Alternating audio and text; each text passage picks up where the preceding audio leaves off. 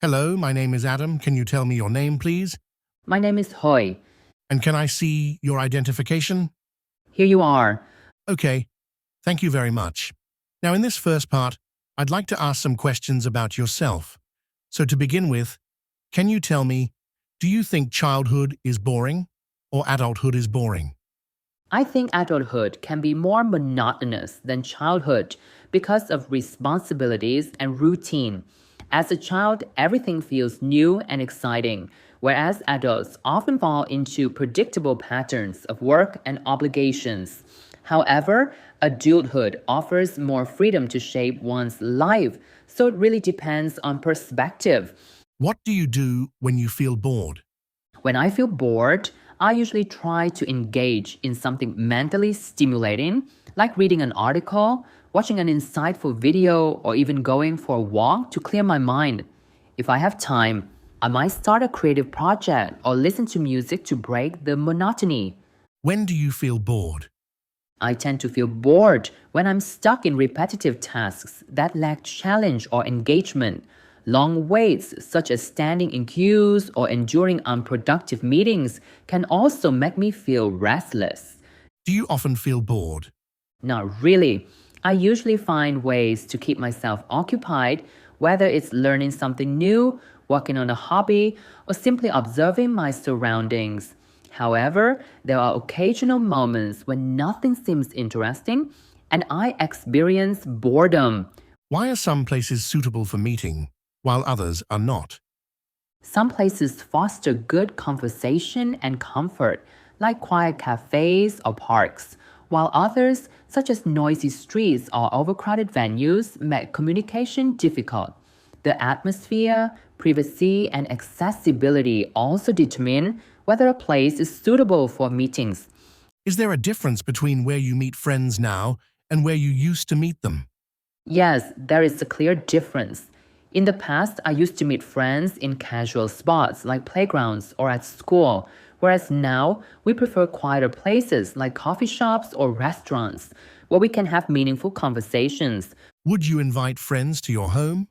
Yes, I enjoy having friends over because it creates a relaxed and comfortable environment. It also allows for more personal and engaging conversations without external distractions. Do you prefer spending time with one friend or with a group of friends? It depends on the context. If I want deep conversations, I prefer one on one interactions. However, if I'm looking for fun and energy, a group setting is much more enjoyable. Do you often buy books? I don't buy books very often, but when I do, I prefer physical copies over digital ones. I usually purchase books when I find something particularly interesting or valuable for long term reference.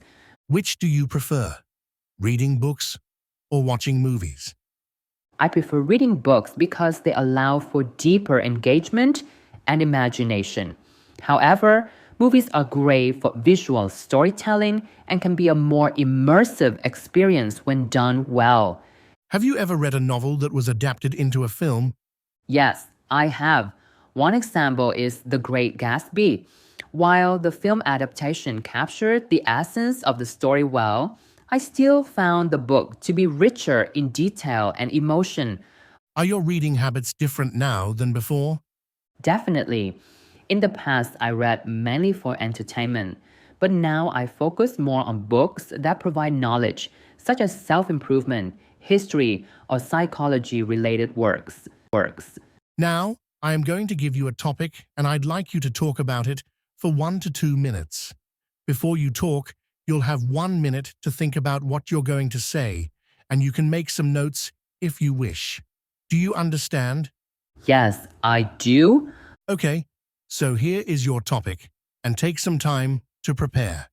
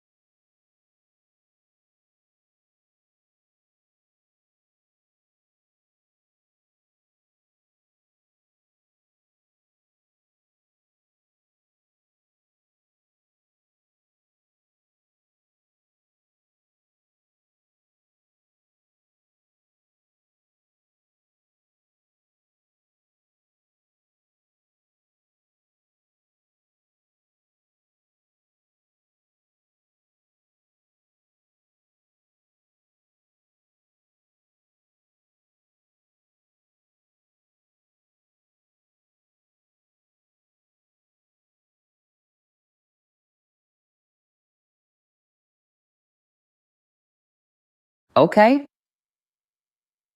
I'm ready.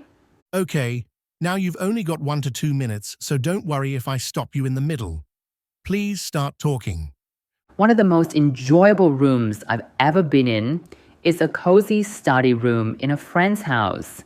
It was a small yet beautifully arranged space with wooden bookshelves lining the walls, filled with an eclectic mix of literature and personal mementos.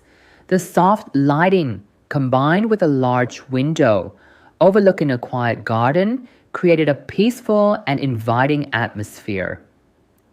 What made this room particularly enjoyable was its sense of warmth and comfort.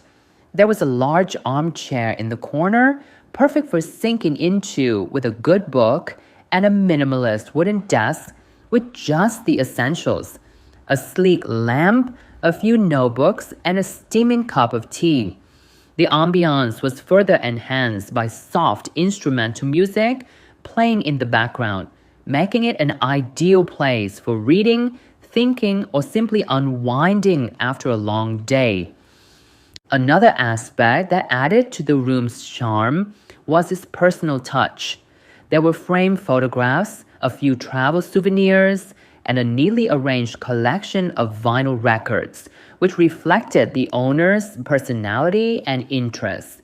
Every time I visited, I felt inspired and at ease, making it one of the most enjoyable spaces I've ever spent time in. Okay, right. Now I'd like to ask some questions related to this topic. Okay? Will elderly adapt to future technology? Yes, but at different paces. While some elderly individuals are already tech savvy and eager to embrace new advancements, others struggle due to a lack of familiarity and confidence. However, as technology becomes more user-friendly and essential in daily life, more elderly people will be motivated to adapt. Social influence, necessity, and accessibility of learning resources will play crucial roles in how well they integrate technology into their lives. Who stays home more, young or old? Generally, elderly people tend to stay home more because they often have fewer work-related commitments and may face mobility challenges. In contrast, younger people are usually more active, engaging in social events, work, or studies. However, with the rise of remote work and online entertainment, many young people are also spending increasing amounts of time at home. What makes family meals enjoyable? Family meals become enjoyable when there is a warm atmosphere, good conversation, and a sense of togetherness. Engaging discussions, delicious food, and the absence of distractions like phones contribute to a positive dining experience.